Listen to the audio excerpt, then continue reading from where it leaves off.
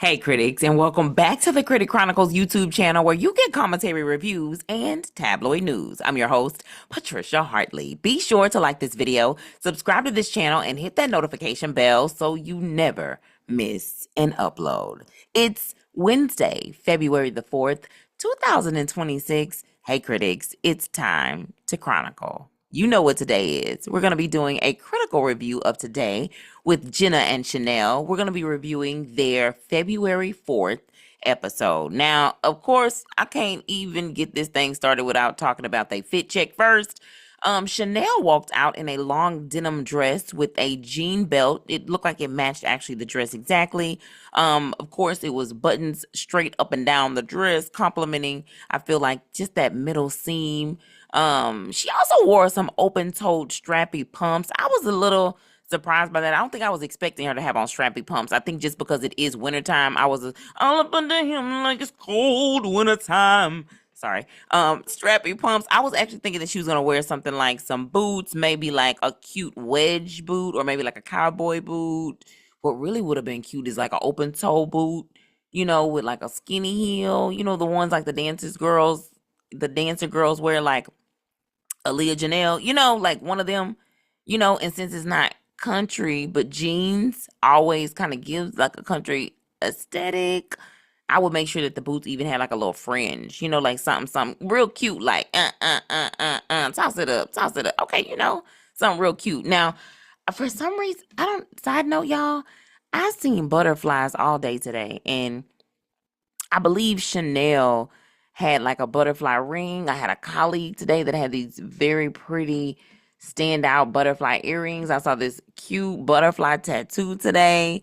Like, it just seems like it's been like a day of butterflies. Like, I don't know what that's about, but I just had to like make that side note. But on to or back to the fits that they was wearing. So on to Jenna. Jenna also wore like a dark blue, like a long sleeve dress above. It was above the knee dress, and she had on the boots, and then she had the stockings. And whenever I have a dress that's like a little short, not that her dress was short, but I always add little stockings underneath. Make sure that they got a little sheer to them. It makes it a little more.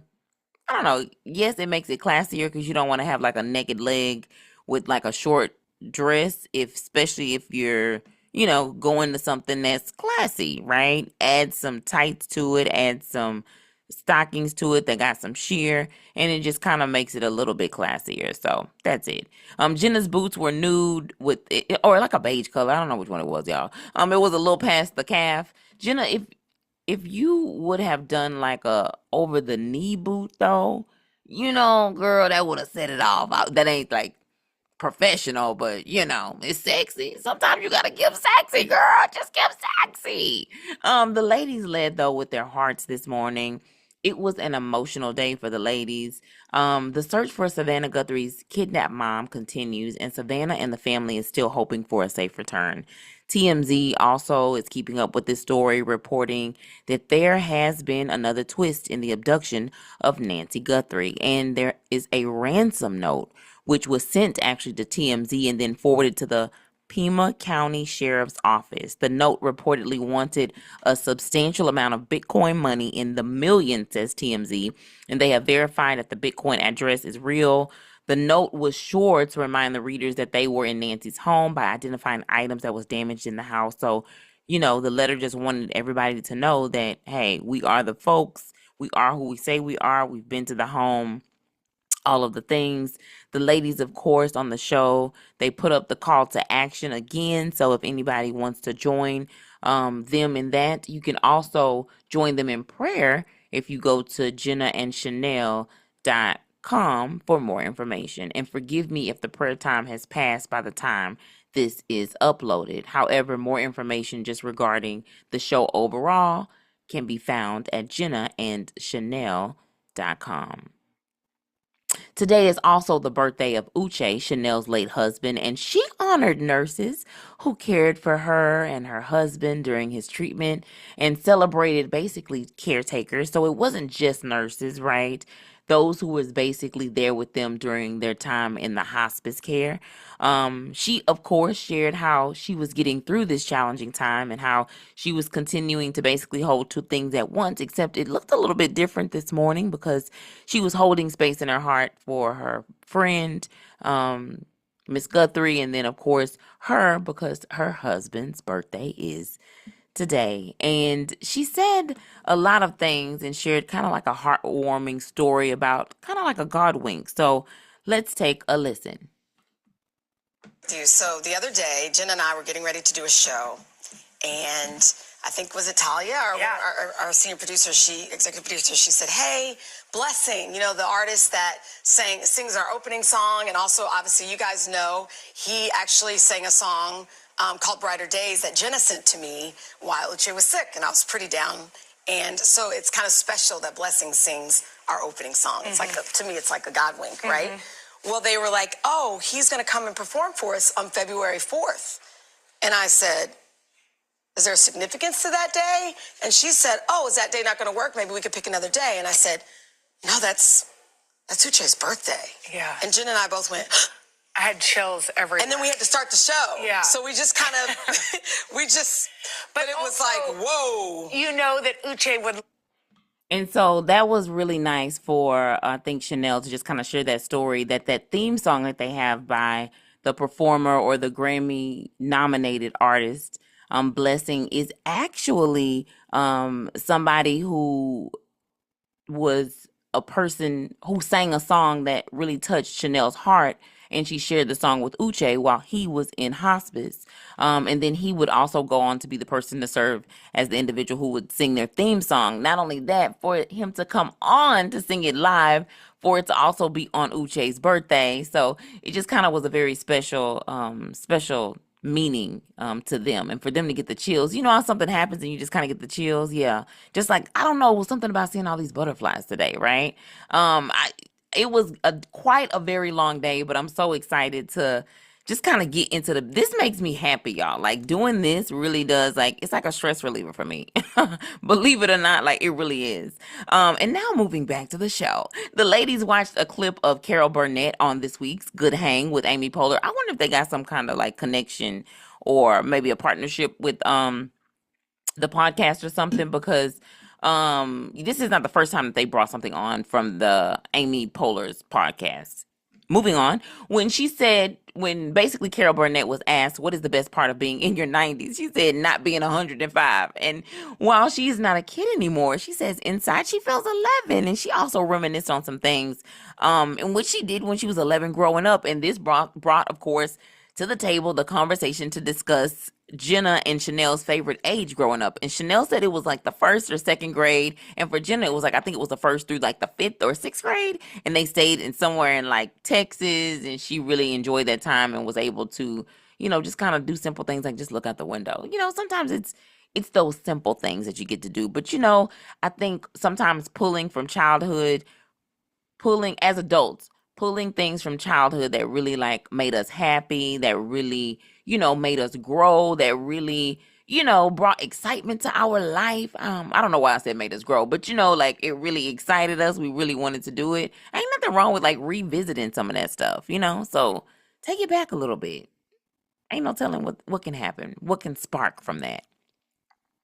Actress Haley Lou Richardson, she joined today with Jenna Bush Hagar and Sheinelle Jones to talk about her new science fiction film called Good Luck, Have Fun, Don't Die, where she plays a woman who tries to save the world but is allergic, y'all, to technology. She also talks about what it was like deleting social media in her real life while preparing for the role, her love for cats, her obsession with the heated rivalry series, and more. She was also given a cutout of the guys, I think it was from the Heated Rivalry show, and she promises that she's gonna actually put it in her bedroom. That was a cute gift. That was a cute gift. I'm gonna say this because the next guest that they actually had on the show after that was Ayesha Curry, but she was not there in the way that I thought she was going to be. Like when I saw that they said Ayesha was going to be on the show, and on the show tomorrow, Ayesha Curry, I thought Ayesha was going to be like Chef curry in the kitchen. I know she got a magazine and all the things, but I just expected her to. Maybe it's just because I'm projecting, and that's what I wanted her to show up as. Because when she did show up in the space, I felt like she showed up in the space of cooking in the kitchen. Chef Curry with the pot. Don't you got a whole verse, like a line in somebody's song? Yeah, Drake got a whole line in his song. The curry with the pot. All right, let me stop projecting and say, anyway, Ayesha Curry was on the show and she was showing off her favorite beauty products by Black-owned businesses, baby, which I loved. However, I also I already said that I wanted her to cook, but she talked about the foundation stick called LYS Beauty, Triple Fix Blurring and Hydrating Foundation Stick. The packaging was so sleek and mild, even Jenna had to say herself, "Oh, I like this packaging." Juvia's Place, their liquid blush, was highlighted on the show with such vibrant and beautiful colors. And Ayesha Curry herself, she has a skin line called Sweet July, which matches her magazine as well. I've seen that in the stores, but it was highlighted showcasing the Sweet July Coffee Fix Peptide Eye Cream. She also has, of course, the magazine. Additionally, Ayesha plays a sheep named Carol, who she does a voiceover for in the movie, the brand new movie that actually just came out. But I will admit that I thought her time was rather short on the show, and I would have preferred her just to have a longer segment. And if that meant for her not to be on this episode, but I mean, I guess I don't know when I think about it, if she really was going to be doing what she's doing in terms of like what she was going to showcase, and it wasn't going to be something that was related to food, I don't know. Maybe it was just one of them things where I wanted her to. This is what it would have looked like for me. It wouldn't have been on a day like this where it was also, so many heavy topics, for example. And if it was a heavy topic, I would have done it like they did it with Keke Palmer. Like when Keke was on the show, like they had the moment, then they brought Keke out to the table, and then Keke also went and did like an interview with them. So that's what I would have preferred for, like with Ayesha, for her just not to come on with this one and for it to be a different one. Her to come out, talk at the table with them with like doing some hot topics, for example. Then on this next segment, doing the skin, the Black-owned business skincare line. So that's what I would have wanted her to. That's the way I would have wanted it to go. But that's just me. I think it was just the show that actually Ayesha was on. So yeah. And then finally, y'all, Blessing Offor, who is the Grammy nominated artist who actually wrote the song for them, the Jenna and Sheinelle theme song. He was on the show talking about his new tour, and he performed the song for the ladies, and they got a chance to kind of dance a little bit. Basically, the ladies was kind of sitting in their chairs, bopping. But I say, y'all, bring that table out, because Sheinelle said she want to dance on the table. Bring it out, bring it out, bring it out, bring it out. Okay. As a reminder, y'all, here at the Critic Chronicles, our goal is to provide quality but juicy content from websites, digital magazines, and tabloids, most of which are sourced from our public library. Research from the National Library of Medicine showed that there are an estimated 17,000 public libraries nationwide, totaling 4 million visits each day. Public libraries are civic organizations that are committed to providing invaluable resources beyond books that are free and open to the public. Get your library card to access thousands of resources today and to read all of Jenna's book club recommendations. For access to the full YouTube episode of today with Jenna and Sheinelle, check out the show notes in the description box. And as a reminder, we're hosting Blogmas in honor of Black History Month, and we'll release a video every day in the month of February 2026. We are also using this as a kickoff to 1,000 subscribers, so tell a critic of a critic to subscribe, baby. Also, y'all, be sure to subscribe to our backup channel, Hey Critics, also linked in the show notes. Thanks again for tuning in to the Critic Chronicles YouTube channel, where you get commentary, reviews, and tabloid news. Be sure to like this video, subscribe to this channel, and hit that notification bell so you never miss an upload.